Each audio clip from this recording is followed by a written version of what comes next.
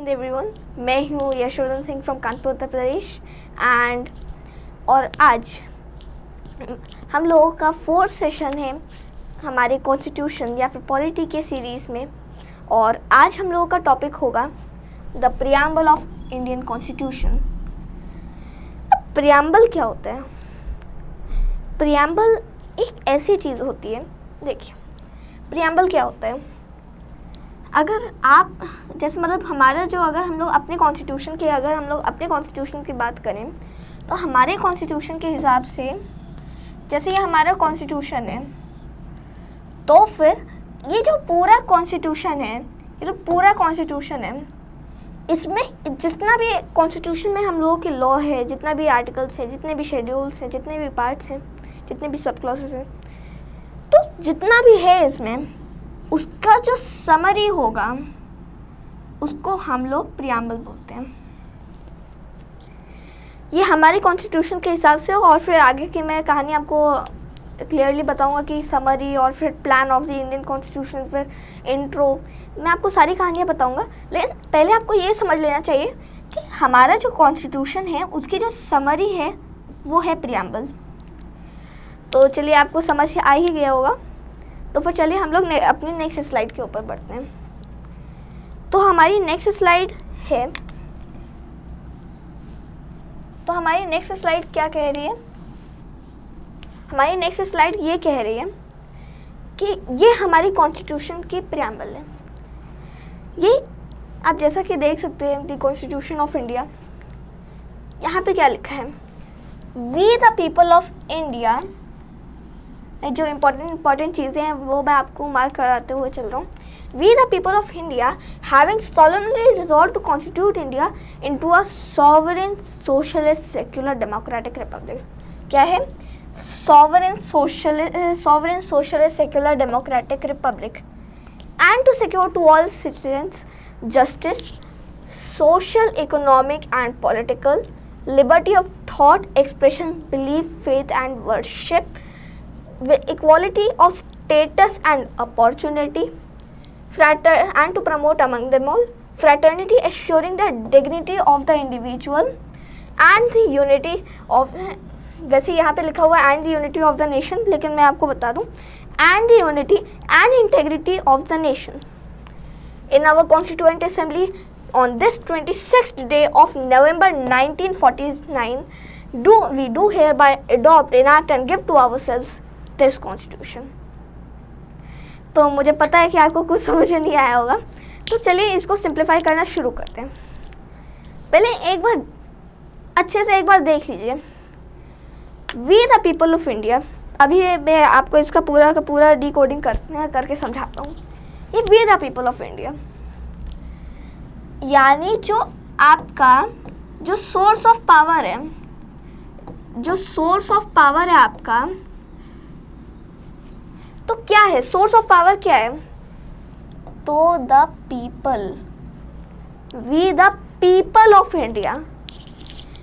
और ये जो सोर्स ऑफ पावर है, हम लोग इसको सोर्स ऑफ पावर नहीं, अगर हम लोग इसको और एक वर्ड में कह सकते हैं, इसको हम लोग कहते हैं, क्या कहते हैं? ऑटोथॉनी। हम लोग इसको ऑटोथॉनी भी कहते हैं, AUTOTHONY। ओके, सबको क्लियर हो गया? Thank you. अब नेक्स्ट हम लोगों का आता है having solemnly resolved to constitute India into a sovereign democratic republic। sovereign democratic republic। अब आप बोलेंगे कि एक मिनट आपने गलत बोला, sovereign socialist secular democratic बोला आपने अभी। तो अब यहाँ पे तो लिखा है कि sovereign democratic republic। तो अब इसमें एक चीज़ आ जाती है जो आई थिंक आपको नहीं पता होगी कि ये जो है, ये मतलब ये पूरा का पूरा जो है, ये जो मतलब पूरा है, इसमें ये कहना क्या चाहते हैं? इसमें sovereign social secular democratic Republic क्यों आया? मैंने एक्चुअली इसका कहानी है कि जो हमारा ये हमारा जो ओरिजिनल प्रियम्बल था ये वो है, लेकिन 1976 में, कब? 1976 में हमारे यहाँ एक अमेंडमेंट एक्ट आया था, कॉन्स्टिट्यूशन अमेंडमेंट एक्ट, जिसको कहा गया क्या, 42nd कॉन्स्टिट्यूशनल अमेंडमेंट एक्ट, या फिर 42nd CAA, या फिर 42nd कॉन्स्टिट्यूशन अमेंडमेंट एक्ट 1976। ये जो 42nd कॉन्स्टिट्यूशन अमेंडमेंट एक्ट था 1976 का, इसमें हुआ क्या, इसमें आपको पता होगा कि उस टाइम इंदिरा गांधी की गवर्नमेंट चल रही थी, इंदिरा गांधी जी की गवर्नमेंट चल रही थी और हमारे यहाँ इमरजेंसी चल रही थी। इतना तो आपको भी पता होगा कि 1975 से लेके 1976 तक हमारे यहाँ चली थी इमरजेंसी, है ना।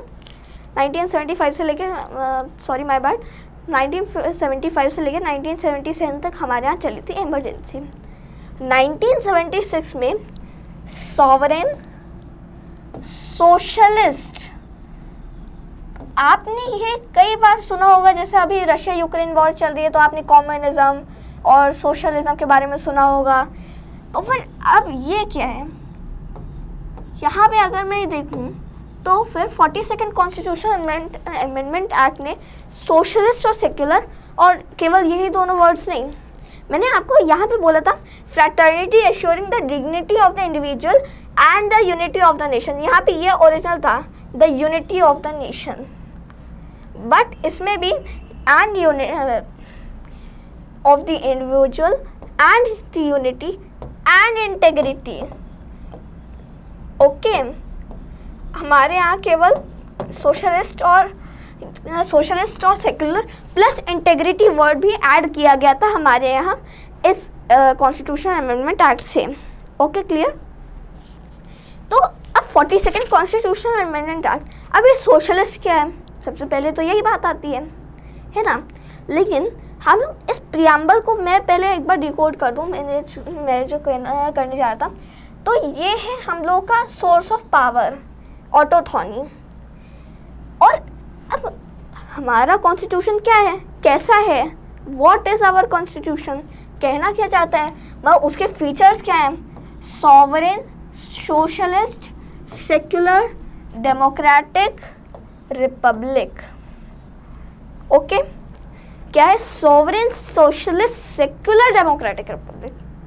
ओके, तो अब ये क्या है, अब ये हमें बताता है कि व्हाट, क्या हमारा कॉन्स्टिट्यूशन है क्या, ये हमें बताता है। पहले वी द पीपल में सोर्स ऑफ पावर बताता है, या फिर ऑटोथॉनी बताता है, या फिर इसमें बताता है व्हाट इज़, मतलब क्या है, मतलब वो हमारे फीचर्स क्या हैं। और ये जस्टिस, लिबर्टी, इक्वालिटी, फ्रैटर्निटी, अब ये क्या है, जस्टिस, लिबर्टी, इक्वालिटी और फ्रैटर्निटी क्या है, ये हम लोगों का आप समझ लीजिए कि ये हम लोगों का मतलब एक तरीके से हम लोग का टारगेट है कि हम लोग जस्टिस लाएंगे, social, economic and political. Okay, liberty of thought expression, belief, faith and worship, equality of status end of opportunity, है ना, equality of status and opportunity, and to promote among them all fraternity, assuring the dignity of the individual and the unity and integrity। मैंने आपको बताया कि 42nd constitution amendment act से लाया गया था वो, है ना। समझ आ ही गया होगा आपको। चलिए, अब आपको ये समझ में आ गया कि ये सोर्स ऑफ पावर है, ये कहना क्या चाहता है कि व्हाट, मतलब हमारा बेसिकली कॉन्स्टिट्यूशन है क्या, उसके फीचर्स क्या हैं। फिर उसके बाद ये आ जाता है, ये जितने भी हैं, ये जस्टिस, लिबर्टी, इक्वालिटी, फ्रैटर्निटी, ये हमें बताता है कि हम लोग मतलब क्या करना चाहते हैं, हम लोग कैसे बनना चाहते हैं। उसके बाद इन आवर कॉन्स्टिट्यूएंट असेंबली, ये तो मतलब ये तो वो बता रहा है कि मतलब कब हम लोगों का प्रियम्बल अडॉप्ट किया गया था। ओके, अब ये आपको पूरा क्लियर हो जाना चाहिए। चलिए, तो फिर अब हम लोग अपने नेक्स्ट टॉपिक पे ऊपर चलते हैं। ओके, अब हम लोगों का एक और चीज़ आ जाती है कि ओरिजिन ऑफ द प्रियम्बल, मतलब ये प्रियम्बल निकला तो निकला कहाँ से। अब ऑब्वियस सी बात है कि कहीं से तो निकला ही होगा ना, ऐसे थोड़े कि हम लोगों को नींद में आया, सपना आया और फिर हम लोगों ने दूसरे दिन उठ के लगा दिया। इसका हिस्ट्री क्या है, प्रियम्बल। अभी जो आप इसके मेरे सामने देख रहे हैं, ये आप देख रहे हैं the preamble of the United states. जब 1776 में यूएसए जब आज़ाद हुआ था, तो फिर जब यूएसए आज़ाद हुआ तो फिर उन्होंने अपने यहाँ वो फर्स्ट एवर प्रियम्बल लाए। फिर हमारे मतलब पूरी दुनिया में कहीं पे भी प्रियम्बल नहीं था, किसी भी कंट्री के कॉन्स्टिट्यूशन में प्रियम्बल नहीं था। अब प्रियम्बल भी आप समझिए कि अब प्रियम्बल जो था, अब जैसा कि आप देख सकते हैं प्री प्लस एम्बल है ना, ये 2 वर्ड से बना है, प्री प्लस एम्बल। यानी प्री मतलब क्या होता है, पहले। तो फिर जो प्रियम्बल था ये यूएस से निकला। और अब आप सोचेंगे चलो ठीक है, निकला तो निकला, अब इसमें सिमिलैरिटीज़ क्या है। एक सिमिलैरिटी आपको बहुत ही अच्छे से समझ में आ गई होगी, we the people of the United States. कुछ सुना सुना सा लग रहा है। हमारे इंडियन कॉन्स्टिट्यूशन में भी जो फर्स्ट लाइन है, we the people of India, we the people of the United States, आपको समझ में आ गया होगा कि ये हम लोगों की सिमिलैरिटी भी है फर्स्ट लाइन। और अब हमारे और उनके कॉन्स्टिट्यूशन में, अब हमारे प्रियम्बल और उनके प्रियम्बल में डिफरेंस क्या है ना। अब हमारे प्रियम्बल में, हमारे इंडियन प्रियम्बल में और यूएस के प्रियम्बल में अब डिफरेंस क्या है। हमारे यहाँ डिफरेंस ये है कि हम लोगों का समरी ऑफ द कॉन्स्टिट्यूशन है। अब आप बोलें कि तो वहाँ पे क्या है, वहाँ पे कुछ अलग है क्या। मैंने बोला, आपने ध्यान नहीं दिया, लेकिन प्रियम्बल नाम ही तो यूएसए से निकला। अब प्रीएम्बल यूएसए से निकला ये, और फिर प्रियम्बल हमारा समरी है। अब आप खुद ही सोचिए, एक कहानी लिखी जाती है, कोई स्टोरी लिखी गई, अब उसकी भी तो समरी निकलेगी ना। आपने बचपन में लिखा ही होगा समरी, मतलब ये पूरा आपने चैप्टर तो बता दिया। अब वो कहना क्या चाहता है, हमारे यहाँ ये था, जब हम लोगों का पूरा कॉन्स्टिट्यूशन बन गया तब हमारे यहाँ जाकर प्रियम्बल लाया गया। अब यूएसए में क्या था, यूएसए में जब जो पहली चीज़, सबसे पहली चीज़ अडॉप्ट की गई थी उनके कॉन्स्टिट्यूशन में, कोई भी थिंग अडॉप्ट नहीं की गई थी, सबसे पहली चीज़ अडॉप्ट की गई थी प्रियम्बल। ओके, हमारा समरी और उनका इंट्रो है या फिर प्लान है कि मतलब हम लोग क्या करना चाहते हैं फ्यूचर में। ओके, यहाँ तक आपको समझ में आ गया, वेरी गुड। ओके, अब भाई ये क्या है,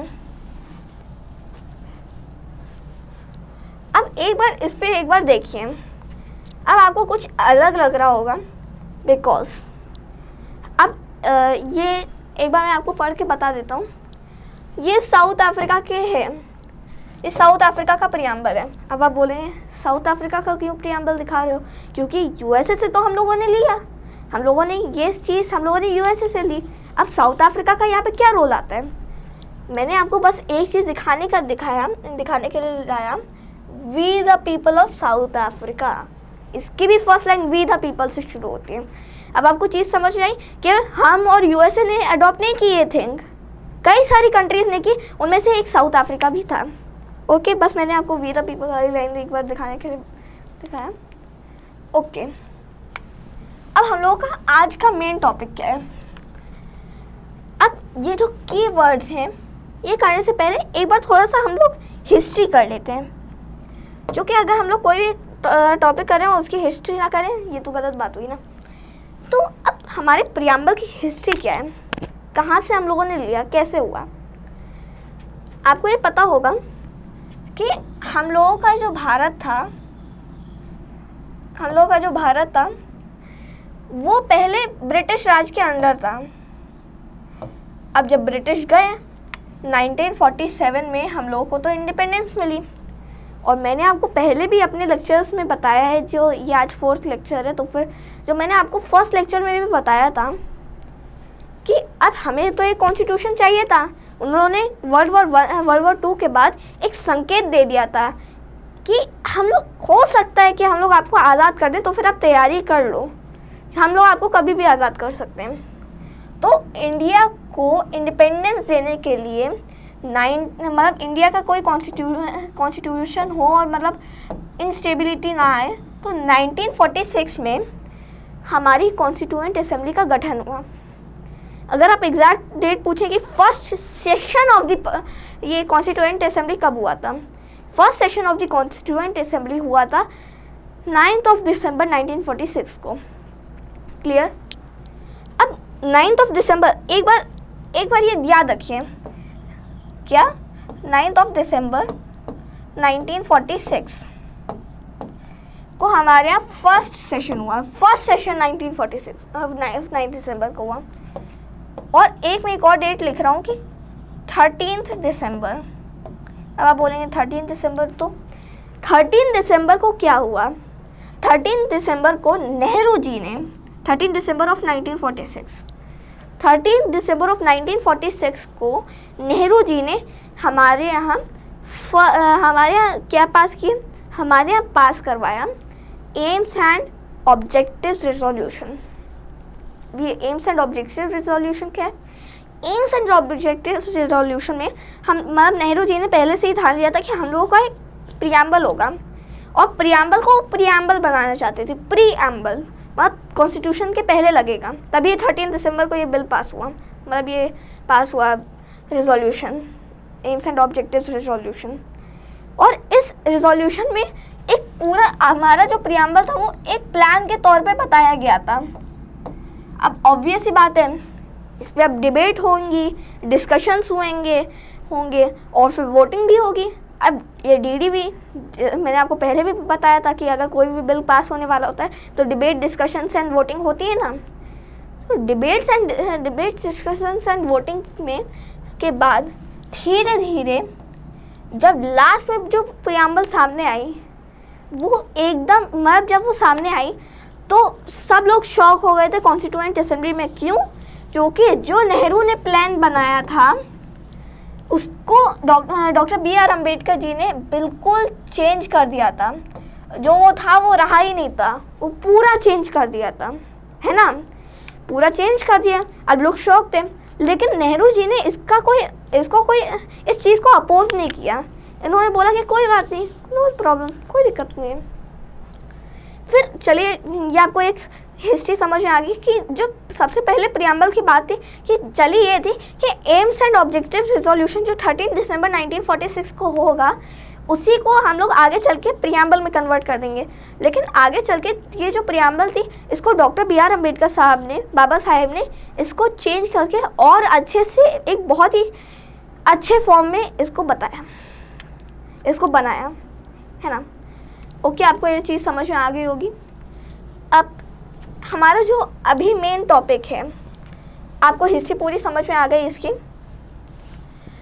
अब मेन टॉपिक जो आज का है, that is our keywords, sovereign. अब सॉवरेन क्या होता है? सॉवरेन क्या होता है? सॉवरेन कि हमारी जो कंट्री है, हमारी कंट्री अपने फैसले, हमारे जितने भी फैसले होंगे वो खुद ही लेगी। कोई बाहर की कंट्री आके उसको नहीं कहेगी कि तुम्हें क्या करना है, या फिर कोई एक्सटर्नल फोर्स आके कुछ नहीं कहेगी कि तुम्हें क्या करना है, क्या नहीं करना है।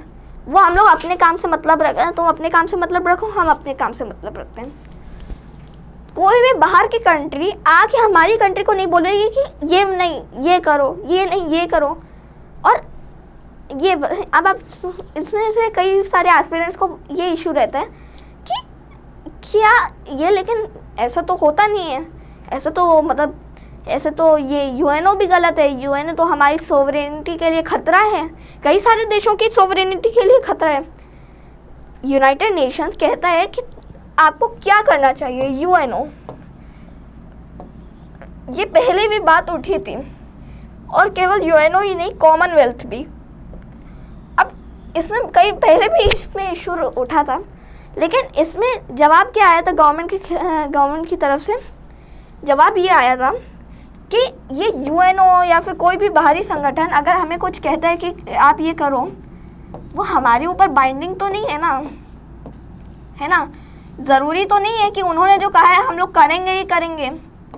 हमारी मर्ज़ी जैसे मतलब मैं अगर गवर्नमेंट की तरफ से कहूँ, मेरी मर्ज़ी मैं जो करूँ, कोई बाहर वाला मतलब जैसे ये भी कहेंगे, यूएनओ भी कहेगा कि हमें क्या करना चाहिए, क्या सिक्योरिटी प्रिकॉशंस करने चाहिए, क्या नहीं करना चाहिए, लेकिन उसका जो फाइनल डिसीजन होगा वो करना तो मुझे ही है ना। तो फिर ये यूएनओ वगैरह एक्स्ट्रा लीगल, आप समझ लीजिए ये एक्स्ट्रा लीगल थिंग्स हैं, मतलब ये हमारे लॉ के अंडर नहीं आती, ये एक्स्ट्रा लीगल थिंग्स हैं। आपको ये सॉवरेन समझ में आ गया? बहुत बढ़िया, क्योंकि कई बार लोग कंफ्यूज हो जाते हैं कि बाइंडिंग क्या है। बाइंडिंग मतलब कि हम लोग मतलब वो ज़रूरी नहीं है कि हम लोग फॉलो करें ही करें। अगर वो हमारे ऊपर बाइंडिंग होता तो फिर वो ये ऐसे होता कि मतलब हम लोगों को करना ही करना है, अगर नहीं किया तो फिर वो गलत होगा।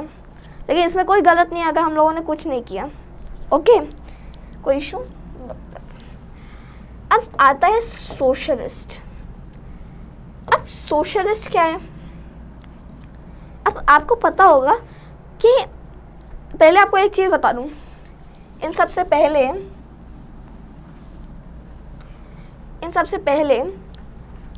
सोशलिस्ट, सेक्युलर और इंटेग्रिटी, ये जो 3 वर्ड्स थे ये आए थे 42nd CAA, वो सिटीजनशिप वाला CAA नहीं, 42nd CAA यानी 42nd constitutional amendment act of 1976, जैसा मैंने आपको अभी बताया।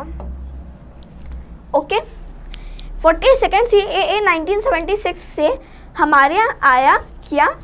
ये 3 words, socialist, secular and integrity. Clear? Very good. उसके बाद अब मेन थिंग क्या है? अब सोशलिस्ट क्या होता है? अब मैं आपको बेसिक से तो नहीं बता सकता क्योंकि मतलब वो सबको पता ही होगा। अब सोशलिस्ट जो होता है इसमें मेन टॉपिक क्या आता है? मेन इसमें आता है मार्क्सिस्ट सोशलिज्म, और एक आता है हमारे यहाँ गांधीयन सोशलिज्म। ओके, अब मार्क्सिस्ट सोशलिज्म और ये सोशलिज्म यानी गांधीयन सोशलिज्म है क्या? डिफरेंस क्या है? इसमें डिफरेंस ये है कि मतलब मार्क्सिस्ट जो होती है मतलब वो एक तरीके से कि अगर 100 लोग हैं और हमारे पास 100 रुपये हैं, तो अगर हम लोग उनको एकदम इक्वली डिस्ट्रीब्यूट करेंगे, कोई डिस्क्रिमिनेशन नहीं होगा। ओके, कोई डिस्क्रिमिनेशन नहीं होगा कि किसको ज़्यादा मिलेगा किसी को कम मिलेगा, ये नहीं होगा। ओके, ये होता है मार्क्सिस्ट सोशलिज्म। लेकिन हमारे यहाँ ऐसा नहीं है कि हम लोग अब देखिए जैसे ये हमारा कॉन्स्टिट्यूशन की लाइन है, अब ऐसा नहीं है कि हम लोग एकदम गांधीयन सोशलिज्म की तरफ है, ना ही ऐसा है कि हम लोग एकदम मार्क्सिस्ट सोशलिज्म की तरफ है। हम लोग दोनों तरफ हैं। हम लोग का जो फंडामेंटल हम लोग के जो directive principles of state policy हैं वो मार्क्सिस्ट सोशलिज्म से भी चीज़ें हैं और गांधीयन सोशलिज्म से भी चीज़ें हैं। क्लियर? Very good. हमारे यहाँ कई सारे मार्क्सिस्ट सोशलिस्टिक प्रिंसिपल्स भी हैं, हमारे यहाँ कई सारे गांधीयन सोशलिस्टिक प्रिंसिपल्स भी हैं। आपको समझ आ गया होगा कि अब इसमें एक चीज़, ये कोई प्रॉब्लम थी क्या? मतलब कुछ इशू था क्या कि पहले ऐड नहीं किया गया फिर ऐड किया गया socialist word? Actually the problem was कि उस टाइम क्या था, याद करिए वो दौर 1945, क्या हुआ था 1945 में? वर्ल्ड वॉर 2 आपकी ओवर हुई थी। अब जब वो ओवर हुई, अब आपको पता होगा इंटरनेशनल रिलेशंस का टॉपिक है, लेकिन मैं आपको थोड़ा सा बता दूं कि जो यूएस और यूके था, मतलब यूएस और UK, sorry my bad, US और मतलब यूके और फ्रांस, यूनाइटेड किंगडम या फिर ब्रिटेन या फिर इंग्लैंड, जो भी आप कहें, तो फिर यूके और फ्रांस दोनों एकदम मतलब उनकी हालत इतनी ख़राब हो गई थी कि आप सोच भी नहीं सकते। अब 2 नेशंस इसमें और थे एलाइड फोर्सेस में। कौन कौन? आपका यूएसएसआर और आपका यूएसए, यूएसए जो भी आप कहें। ये दो नेशंस थे जो अभी भी इनकी हालत बढ़िया थी और ये हम लोगों को लगा था कि ये डेवलप करेंगे, ये डेवलपिंग नेशन से, मतलब ये डेवलप्ड नेशन से, और हम मतलब इनका स्कोप ये था कि ये डेवलप करेंगे। और धीरे धीरे इनके बीच में कंपटीशन शुरू हुआ। अब जब ये कंपटीशन शुरू हुआ, अब इसी के टाइम पे जो वेस्टर्न वर्ल्ड था, इसमें मतलब मिस इन्फॉर्मेशन बहुत ज़्यादा थी ये सोशलिस्टिक प्रिंसिपल्स को लेके, कम्युनिस्टिक प्रिंसिपल्स को लेके। तो फिर हमारे यहाँ क्या था, अगर हम सोशलिस्टिक अगर हम लोग ऐड करते तो पूरा वर्ल्ड ये मानता कि मार्क्सिस्ट सोशलिज्म, कार्ल मार्क्स ने जो थियरी दी थी वो वाला सोशलिज्म, मार्क्सिस्ट सोशलिज्म। बट हमारे यहाँ वो नहीं है, हमारे यहाँ दोनों हैं, गांधीयन प्रिंसिपल्स भी हैं, मार्क्सिस्ट प्रिंसिपल्स भी हैं। तो उस कंफ्यूजन को दूर करने के लिए हम लोगों ने ऐड नहीं किया, लेकिन अब 42nd CAA में हम लोगों ने सोशलिस्ट वर्ड ऐड किया। ओके, सबको क्लियर? Very good. अब नेक्स्ट टॉपिक क्या आता है? अब हम लोग का नेक्स्ट वर्ड है secular. Sovereign, socialist, secular, democratic, Republic. Sovereign हो गया हम लोगों का, सोशलिस्ट हो गया। अब आता है सेक्युलर। अब सेक्युलर क्या है भाई? अब सेक्युलर हम लोगों ने इसको भी क्यों ऐड नहीं किया, बाद में क्यों ऐड किया? इसका रीज़न ये था कि अगर हम लोग उस टाइम सेक्युलरिज्म ऐड करते तो फिर वो मैकियावेलियन कॉन्सेप्ट हो जाता। अब ये मैकियावेली कौन था? मैकियावेली एक वेस्टर्न फिलोसोफर था जिसने सेक्युलर की थियरी दी थी, सेक्युलरिज्म की थियरी, और उनको फादर ऑफ सेक्युलरिज्म भी कहते हैं। ओके, फाउंडर ऑफ सेक्युलरिज्म या फिर फादर ऑफ सेक्युलरिज्म, जो भी आप कहें। तो अगर हम लोग उस टाइम करते तो फिर हम लोग क्या है, लोग सोचते हैं और पूरे वर्ल्ड में लोग सोचते हैं, अरे ये तो मैकियावेली के पीछे चल रहे हैं, मैकियावेली के कॉन्सेप्ट में, ये तो वेस्टर्न वर्ल्ड के। लेकिन हम लोग इंडिपेंडेंट थे, हम लोग क्या था, याद करिए, मैंने आपको पहले भी बताया था, क्या था? सर्वधर्म संभाव। ये हम लोग क्या थी फिलॉसफी, सर्वधर्म संभाव की हम लोग क्या फिलॉसफी चलती थी। अब मैकियावेली और सर्वधर्म संभाव के बीच में डिफरेंस क्या है?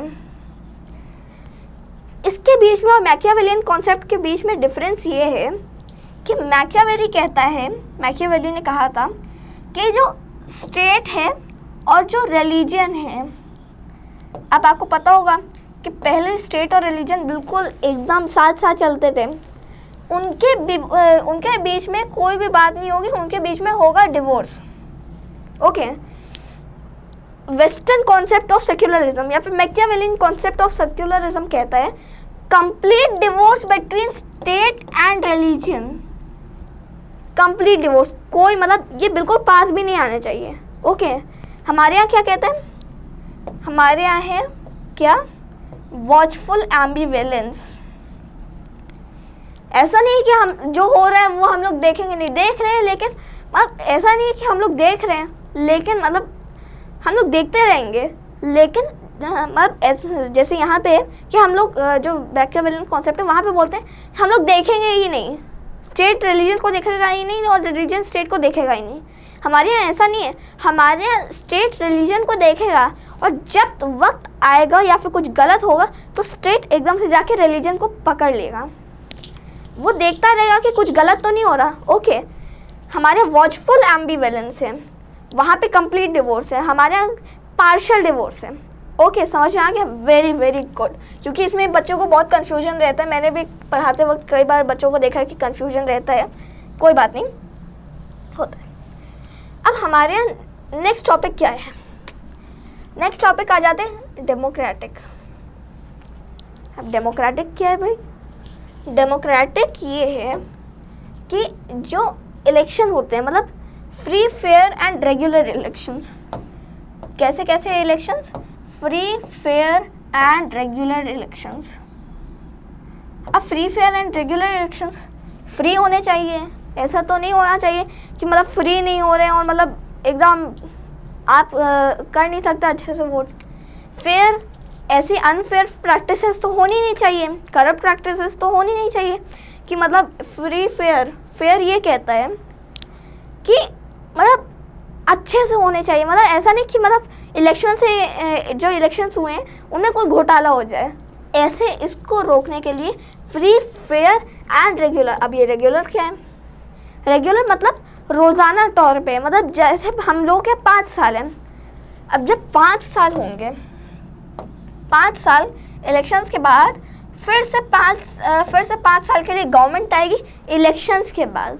ओके, अब आपको समझ में आ गया होगा। रेगुलर इलेक्शंस मतलब जो एग्जैक्ट डेट है उसी के हिसाब से होना चाहिए। ऐसा नहीं कि बिल्कुल लेट हो गया या फिर बहुत जल्दी हो गया, बहुत लेट हो गया, ऐसा नहीं। Free, fair and regular elections. अब डेमोक्रेटिक गवर्नमेंट वो होती है जो इलेक्शंस, अब इलेक्शंस ये मत समझिएगा अरे ये तो गलत है, राज्यसभा तो गलत है, वो तो हम लोग we the people of India vote ही नहीं कर पाते। नहीं, डेमोक्रेसी को हम लोग दो टाइप्स में डिवाइड करते हैं, जिसको बोलते हैं डायरेक्ट डेमोक्रेसी और इनडायरेक्ट डेमोक्रेसी।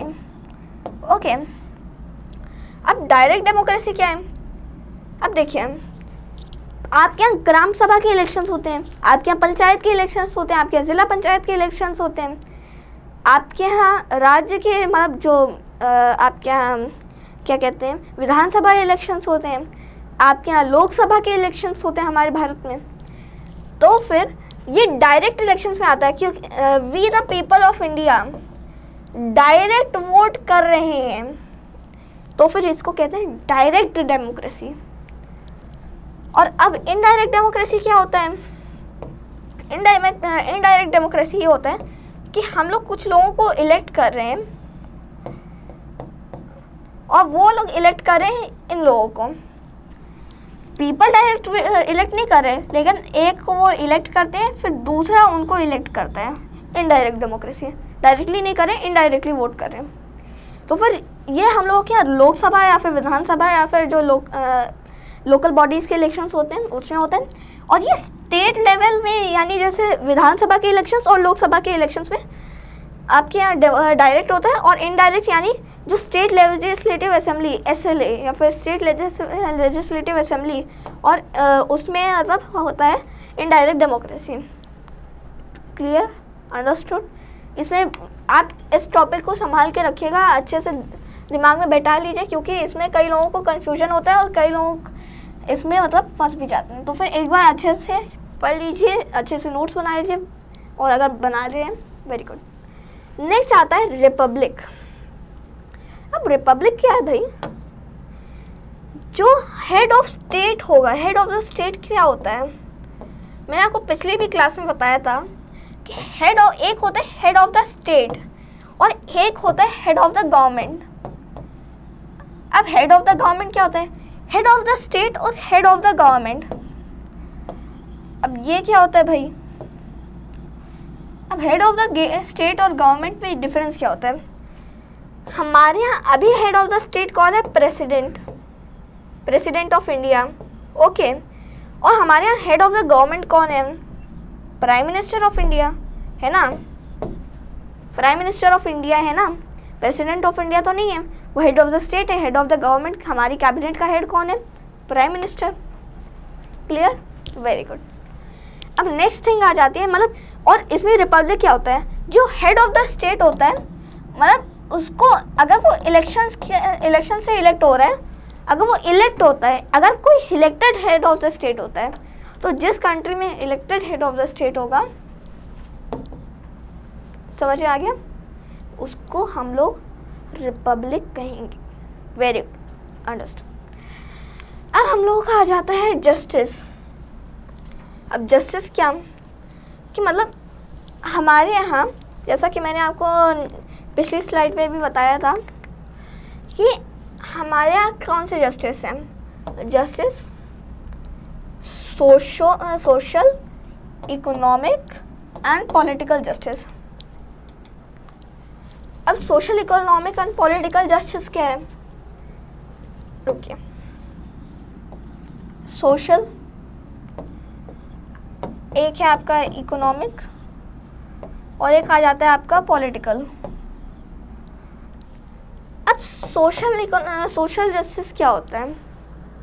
सोशल जस्टिस वो होता है कि जैसे हमारे यहाँ आर्टिकल 15 में क्या लिखा है? Prohibition of discrimination on the basis of gender, race, caste, place of birth या फिर रिलीजन। उनके उस बेसिस पे डिस्क्रिमिनेशन नहीं होना चाहिए, उस बेसिस पे डिस्क्रिमिनेशन नहीं होना चाहिए। Okay, clear, very good. वो प्रोहिबिशन ऑफ डिस्क्रिमिनेशन को यहीं से आता है, आर्टिकल 15 से ही।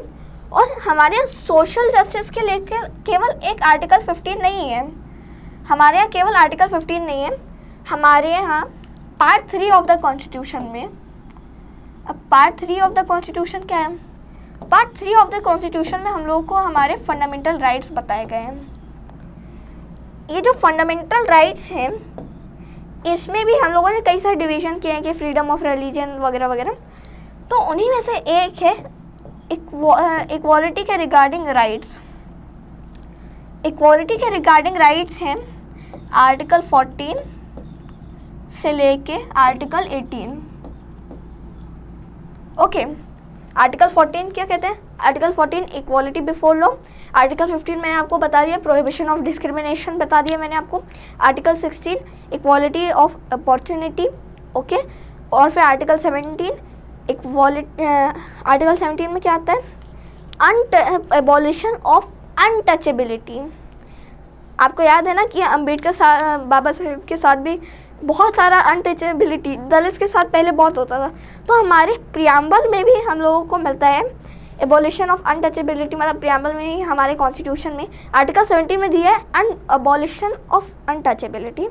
Article 18 abolition of titles. Abolition of titles ये क्या होता है? एबॉलिशन ऑफ टाइटल्स ये होता है, जैसे मैं जानता हूँ कि आप सब में से कई सारे जब बचपन में होंगे तो फिर बचपन में आपके पेरेंट्स आपको कहते होंगे मेरा राजा बेटा, लेकिन ऐसा तो नहीं है ना कि आपकी कोई जागीर है, आपकी कोई रियासत है, आप कोई राजा हैं किसी जागीर के, ऐसा तो कुछ है नहीं ना। तो फिर अगर मैं आज से ये ऐलान करूँ, मतलब मैं एक एग्जांपल के तौर पे अगर मैं ऐलान कर दूँ कि राजा यशवर्धन सिंह, और मैं ये कह दूँ कि कानपुर का वो राजा है, तो दिस इज़ रॉन्ग। आर्टिकल 18 के तहत ये गलत है, ये नहीं हो सकता, ये गलत है। ओके, समझ में आ गया?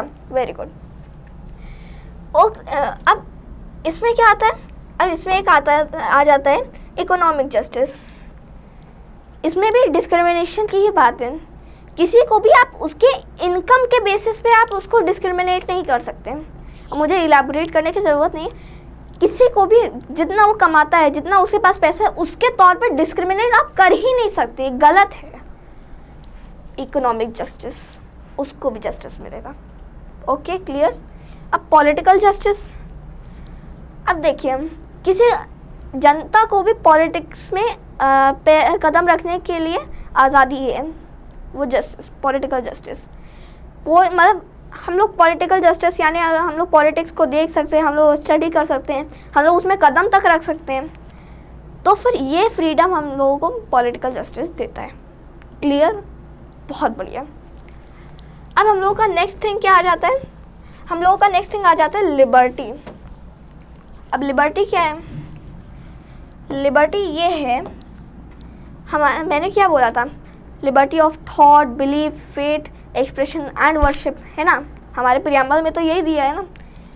अब इसमें आपको ना, अभी इसको रोकते हैं, अभी लिबर्टी को बाद में पढ़ेंगे। पहले एक बार एक नज़र डालिए, कुछ याद आ रहा है? लिबर्टी, इक्वालिटी, फ्रैटर्निटी, कुछ याद आ रहा है? पिछले लेक्चर में आपको याद होगा लिबर्टे, इगालिते, फ्रैटर्निते। मैंने आपको बताया था ना कि 1790 दिसंबर ऑफ 1790 को रॉबस्पियरे ने क्या कहा था? रॉबस्पियरे ने ये कहा था, एक नेशनल गार्ड्स को एक स्पीच में ये कहा था, हर एक यूनिफॉर्म में, हर एक झंडे पे ये लिख दो लिबर्टे, इगालिते, फ्रैटर्निते। बाद में वो प्रपोजल रिजेक्ट हो गया था, कोई बात नहीं, लेकिन लिबर्टे, इगालिते और फ्रैटर्निते आपको याद आया होगा। वेरी गुड, अगर आपको याद आया तो। लिबर्टी अब कहती क्या है?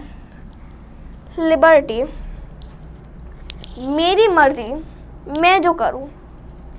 लिबर्टी क्या कहती है? आपको लिबर्टी ऑफ थॉट, आपको ये हक है कि आप अपने खुद दिमाग में किसी के रिगार्डिंग थॉट्स रखिए।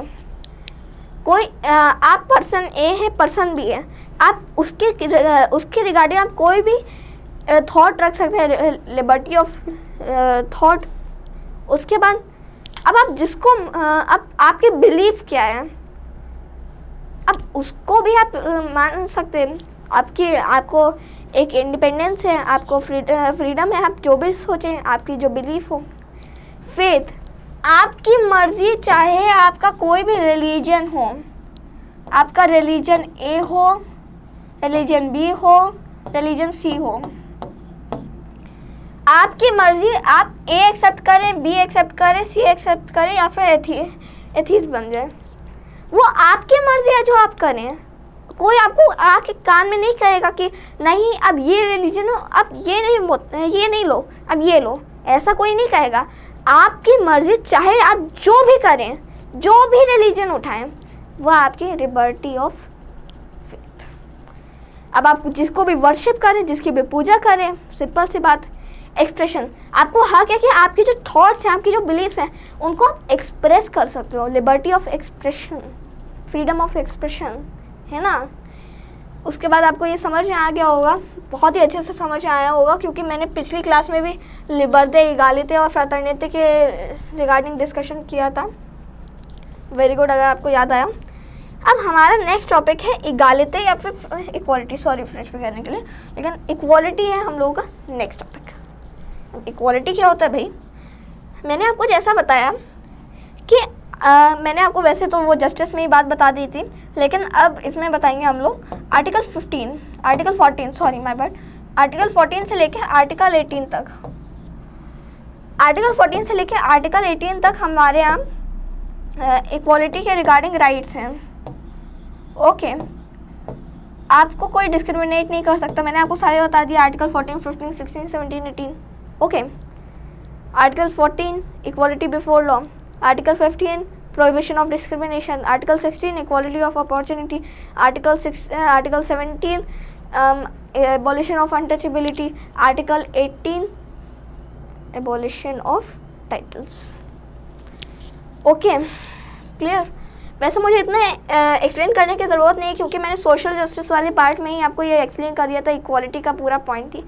तो फिर आप एक बार उसको फिर से रिवाइंड करके देख सकते हैं, क्योंकि जो सोशल जस्टिस वाला पार्ट था उसी में मैंने अपना वो इक्वालिटी वाला भी पार्ट बता दिया था। कोई बात नहीं, नो प्रॉब्लम। अब फ्रैटर्निटी क्या है?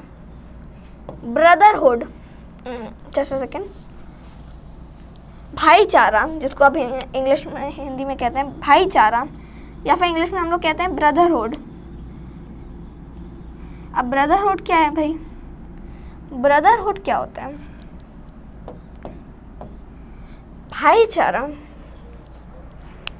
भाईचारा या फिर ब्रदरहुड। ब्रदरहुड क्या होता है? ब्रदरहुड में होता है, जैसे हम लोगों का आपको पता होगा कि हमारे वेरियस, हम लोग क्या रिलीजियस डाइवर्सिटी है, रेशियल डाइवर्सिटी है, हम लोग क्या एथनिक डाइवर्सिटी है, हम लोग क्या कितनी सारी डाइवर्सिटीज़ हैं, आप खुद ही सोचिए। हम लोग खुद ही इतनी सारी एथनिसिटीज़, इतने सारे रिलीजन्स, इतनी सारी रेसेस, कितनी चीज़ों से हम लोग मिल बांट के बने हैं। तो ये जो डाइवर्सिटी है, जितनी भी कम्युनिटीज़ हैं, उनके बीच भाईचारा, ऐसा ना हो कि वो कम्युनिटी ए ये कह रही है, कम्युनिटी बी ये कह रही है, कम्युनिटी सी ये कह रही है, दोनों के बीच में, तीनों के बीच में वायलेंस हो गया। ये नहीं, भाईचारा, साथ रह के साथ में ही रहना, भाईचारा। अब ये मैं सोचा कि ये टॉपिक ख़त्म हो गया, बस यहाँ प्रियम्बल में आया, बस ख़त्म, कोई बात नहीं। लेकिन ये आता है फंडामेंटल ड्यूटीज़ में भी। फंडामेंटल ड्यूटीज़ क्या है? Part 4A of the constitution है ना, article 51A of the constitution है ना, okay. Article 51A of the constitution क्या कहता है? About the fundamental duties. वो प्रमोट करता है to promote brotherhood in our country. हम लोगों के फंडामेंटल ड्यूटीज़ में यह कहा गया है, आप प्रमोट करिए भाईचारे को हमारी कंट्री में। सिंपल सी बात, समझ में आ गया। आर्टिकल 51A में भी ब्रदरहुड के बारे में बताया गया है हमारी कंट्री में।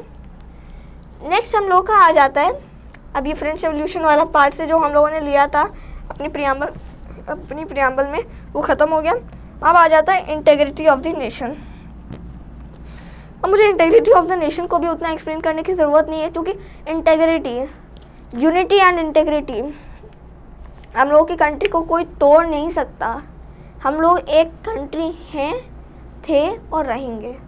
India is an integral country, हमारे यहाँ इंटेग्रिटी है। हम लोग अपने फैसले खुद ले सकते हैं। हम लोग को कोई किसी के तोड़ने की हिम्मत नहीं, जिसने तोड़ा वो खुद टूट गया, याद रखिए। ओके, अब इंटेग्रिटी, हम लोग के यहाँ वेरियस स्टेट्स हैं, वेरियस यूनियन टेरिटरीज हैं, वेरियस पार्ट्स में हमारी कंट्री को बांटा गया है। अब हमारी कंट्री को जब इतने सारे पार्ट्स में बांटा गया है, तो फिर अब उनके बीच में कॉन्फ्लिक्ट तो क्रिएट होगा। तो कॉन्फ्लिक्ट को रोकने के लिए उसमें हम लोगों ने ऐड क्या किया, इंटेग्रिटी। समझ आए, unity and integrity of India, of the nation. अब हम लोगों का एक नेक्स्ट टॉपिक है, हम लोगों का ये कीवर्ड्स ऑफ द प्रीएम्बल ख़त्म हो गया। अब हम लोगों का नेक्स्ट टॉपिक है 42nd कॉन्स्टिट्यूशनल अमेंडमेंट एक्ट 1976। मैंने आपको अभी बता दिया, सोशलिस्ट, सेक्युलर, इंटेग्रिटी, 3 वर्ड्स को ऐड किया गया था। किसमें? क्लियर? ओके। अब नेक्स्ट आ जाता है इसमें सेरवॉय साहब। सेरवॉय साहब एक बहुत ही फेमस सोशल एक्टिविस्ट इंडिया के। उन्होंने जब ये 42nd कॉन्स्टिट्यूशनल अमेंडमेंट एक्ट 1976 हुआ था, तो उन्होंने ये बोला था, it is the fraud on the constitution. अब आप बोलें ऐड ही तो किया, दिक्कत क्या है इनको? ऐड तो किया, अमेंडमेंट किया, इनकी मर्जी। दिक्कत ये है, याद रखिए जो मैंने आपको स्टार्टिंग में बताया था, हमारी प्रीएम्बल और यूएस के प्रीएम्बल में डिफरेंस क्या है? हमारे समरी है, यानी जो कॉन्स्टिट्यूशन कहता है उसको हमारे प्रीएम्बल में एक शॉर्ट फॉर्म में डिस्क्राइब किया गया है कि हमारे कॉन्स्टिट्यूशन में है क्या चीज़। Okay, understood, very good. आपको हमारी कॉन्स्टिट्यूशन में, आप ये सोचिए, अगर हम लोग प्रीएम्बल को कुछ चेंज कर रहे हैं, और हम लोग कॉन्स्टिट्यूशन को भी तो हम लोगों को चेंज करना चाहिए ना। ऐसा तो है नहीं, जैसे मैंने एक चैप्टर लिखा, मैंने एक स्टोरी लिखी अबाउट इंडियाज़ जोग्राफी। हम लोगों ने इंडिया की जोग्राफी के बारे में पूरा एक चैप्टर लिखा। अब उसमें ऐसा तो है नहीं कि मैंने पूरे चैप्टर में लिखा और फिर लास्ट में जाके मैं क्या ऐड कर रहा हूँ, समरी में क्या ऐड कर रहा हूँ। जब समरी लिखवा रहा हूँ, मैंने ये ऐड कर दिया कि मैंने क्या ऐड किया, मैंने लास्ट में जाके ये ऐड कर दिया, क्या मैंने ये ऐड कर दिया कि इंडिया में डाइवर्सिटी है, इंडिया में ये है, इंडिया के प्रीएम्बल है, India is the longest democracy. गलत है ना? तो हम लोगों को तो प्रीएम्बल कॉन्स्टिट्यूशन को भी तो चेंज करना चाहिए ना। तो तभी सेरवॉय साहब ने कहा था कि fraud, it is the fraud on the constitution. समझ आ गया? Very good. Is it the part of India's constitution? क्या वो पार्ट है कॉन्स्टिट्यूशन का? अब आप कहेंगे बताओ, ये हम लोगों का पार्ट ऑफ द कॉन्स्टिट्यूशन है, यस। बट इससे पहले आपको दो देखना होगा, 2 judgments, 2 landmark judgments. Berubari case of 1960, actually इसमें हम लोगों की, जैसे मतलब होता क्या था कि यहाँ पे इंडिया की है टेरिटरी, उसको सराउंड करती है बांग्लादेश की टेरिटरी, फिर वापस आ जाती है इंडिया की टेरिटरी, फिर वापस आ जाती है बांग्लादेश की टेरिटरी। अब आप खुद ही देखिए, फिर वापस आ जाती है इंडिया की टेरिटरी। अब डिस्टर्बिंग, अजीब सा है ना? आपको भी अजीब सा लगा ना? ये कंडीशन थी। ये बांग्लादेश एक्चुअली हुआ क्या था कि आपने रेडक्लिफ का नाम सुना होगा। रेडक्लिफ ने इंडिया और बांग्लादेश के, या फिर इंडिया पाकिस्तान और इंडिया बांग्लादेश के बीच की लाइन को हम लोग कहते हैं, वो उसको कहते हैं हम लोग क्या, उसको हम लोग कहते हैं रेडक्लिफ लाइन। और रेडक्लिफ ने डिज़ाइन किया था, सारे के सारे पुलिस स्टेशन को मार करते, लेकिन वो उनमें बेरुबारी थाना जो था, बेरुबारी थाना, उसका नाम ही लिखना भूल गए। फनी बात है ना, वो थाने का नाम भी लिखना भूल गए। अब इसमें अब उस टाइम ईस्ट पाकिस्तान था, बांग्लादेश तो था नहीं, तो फिर पाकिस्तान ने बोला नहीं हमारा है ये, रेडक्लिफ ने कहीं लिखा ही नहीं इंडिया के साइड में, ये तो हमारा हो गया। तो फिर तो ऑटोमेटिकली इंडिया ने फिर वो चला गया था बेरूबारी केस 1960, वो चला गया था in the supreme court. Supreme court में भी ये पूरा जजमेंट आई, फिर उस पर नहीं जाऊंगा, लेकिन अभी आपको इस पर ये देखना है, not the part of the constitution. Preamble हम लोगों की पार्ट नहीं है। बेरूबारी केस में कहा गया था कि हमारी पार्ट नहीं है कॉन्स्टिट्यूशन की। ओके, फिर नेक्स्ट केस आ जाता है केशवानंद भारती केस 1973। पहले आपको बहुत ही अच्छे से ये चीज़ आ जानी चाहिए कि 1973 1976 के पहले आता है। ओके, 1973 1976 के पहले आता है, बहुत अच्छे से, एकदम अच्छे से याद कर लीजिए। अब आप बोलेंगे इनमें कौन सी बड़ी बात है, आता है तो आता है, हमें भी पता है। 1973 42nd CAA 42nd constitution amendment act 1976। अब याद रखिए 1976 से पहले आया 1973। अब आप बोलेंगे नहीं, मतलब ये तो गलत हुआ ना, मतलब कि पार्ट ऑफ द कॉन्स्टिट्यूशन। अभी रुकिए, अभी उस पर आऊँगा। लेकिन केशवानंद भारती केस में बोला, केशवानंद भारती केस, इसमें 13 जज बेंच ने, 13 जज हाईएस्ट, आज तक की सबसे हाईएस्ट नंबर के बेंच ने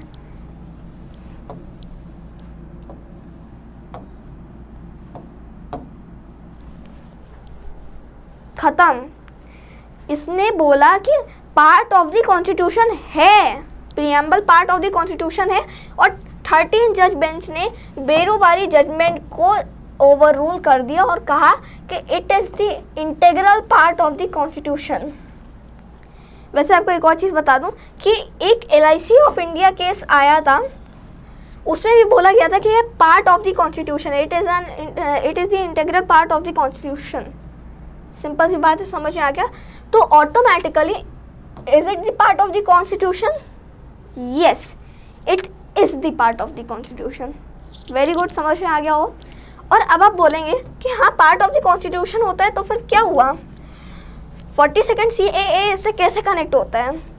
अब ये याद रखिए कि अगर कॉन्स्टिट्यूशन में कोई भी चीज़ है तो आर्टिकल 368 में हमारे यहाँ अमेंडमेंट का पूरा प्रोसीजर दिया हुआ है। अगर कोई भी अमेंडमेंट होता है हमारे कॉन्स्टिट्यूशन में तो वो होता है under article 368। Understood? Very good. अगर प्रियम्बल जो है, अगर वो पार्ट ऑफ द कॉन्स्टिट्यूशन होगा ही नहीं तो फिर आप अमेंड कैसे करोगे जब वो है ही नहीं part of the constitution?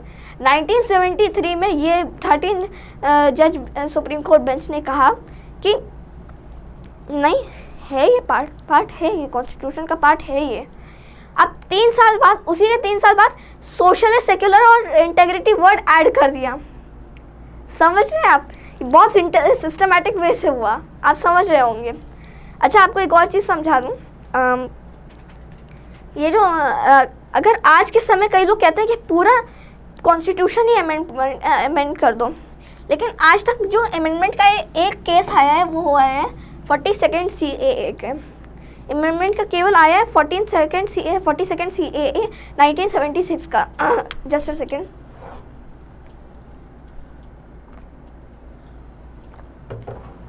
Yes, आज तक केवल 42nd CAA 1976 से ही अमेंड किया गया है हमारा कॉन्स्टिट्यूशन, और कोई अमेंडमेंट नहीं आया है।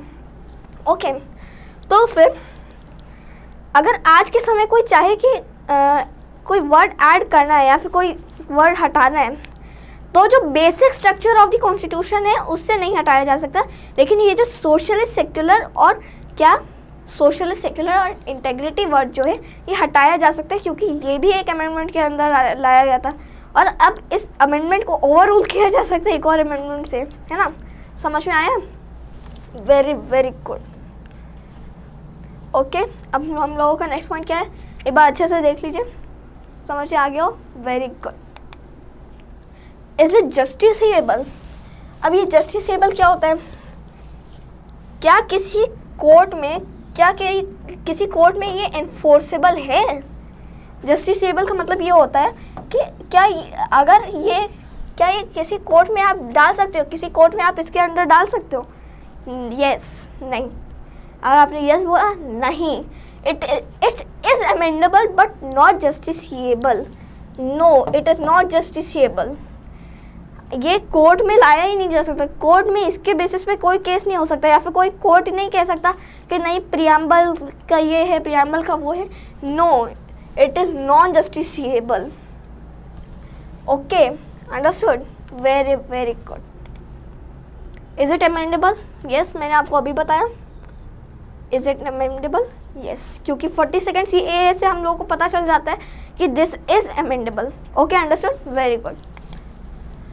अब एक बार आप इसको देखिए, ऑब्जर्व करिए, समरी ऑफ द कॉन्स्टिट्यूशन। मैंने आपको अभी भी बताया कि ये समरी ऑफ द कॉन्स्टिट्यूशन है। फिर मैंने आपको फ्रॉड ऑफ द कॉन्स्टिट्यूशन भी बता दिया था, fraud on the constitution. Okay, summary of the constitution मैंने आपको बता ही दिया है। अब आ जाते हैं AIIMS and objectives resolution of 13 दिसंबर 1946। अब मुझे ये भी एक्सप्लेन करने की ज़रूरत नहीं है, मैंने आपको एक्सप्लेन कर दिया है कि नेहरू जी ने मतलब 13 दिसंबर को मूव किया था। ये हुआ था कि मतलब इसी के अकॉर्डिंग ये प्लान होगा जिसके अकॉर्डिंग कॉन्स्टिट्यूशन बनेगा और यही आगे चल के प्रियम्बल में कन्वर्ट कर दिया जाएगा। लेकिन BR अम्बेडकर की ड्राफ्टिंग वगैरह होने के बाद वो बिल्कुल अलग ही हो गया और फिर उसको BR अम्बेडकर साहब ने उसको बिल्कुल अच्छे से कन्वर्ट कर दिया। और बहुत ही मतलब कन्वर्ट किया, ये कोई गलत चीज़ नहीं है, क्योंकि नेहरू जी जिन्होंने खुद AIIMS and objectives resolution pass करवाया था, उन्होंने जब खुद ही अपोज नहीं किया तो हम लोग किस लायक है अपोज करने के, है ना। अब ये एक पॉइंट आँखों में बसा लीजिए, एसेंस ऑफ द कॉन्स्टिट्यूशन। ये किसने कहा था? पालकीवाला साहब। जो लॉयर्स होंगे, जो देख रहे होंगे, बहुत ही ज़्यादा अच्छे से जानते होंगे नानी पालकीवाला का नाम। बहुत greatest of the greatest lawyer till the date, आज तक की तारीख का सबसे greatest lawyer of in the world, not in India but in the world, Nani Palkhivala. Okay, clear? Very good. इन्होंने क्या बोला? प्रियम्बल जो है वो एसेंस ऑफ द कॉन्स्टिट्यूशन है। ओके, आप इनको आंसर्स में भी लिख सकते हैं कि ये एसेंस ऑफ द कॉन्स्टिट्यूशन है, ये समरी ऑफ द कॉन्स्टिट्यूशन है। ओके, आपको पॉइंट समझ में आ गया? तो फिर वेरी वेरी गुड। ओके, अब ये हम लोगों का एक बार ये देख लीजिए। अगर आपने ये देख लिया आपको सब समझ में आ जाएगा। It was Indeed a way of life which recognizes liberty, equality and fraternity as the principles of life and which cannot be divorced from each other. Liberty cannot be divorced from equality. Equality cannot be divorced from liberty. Nor can liberty and equality be divorced from fraternity. Without equality, liberty would produce the supremacy of the few over the many. Equality without liberty would kill individual initiative. Without fraternity, liberty and equality could not become a natural course of things. एक बार ये अच्छे से देख लीजिए। The great Baba Saheb ने बोला था इसको। आप इसको अब याद रखिएगा कि आप अपने इन कोर्स को आंसर्स में भी यूज़ कर सकते हैं।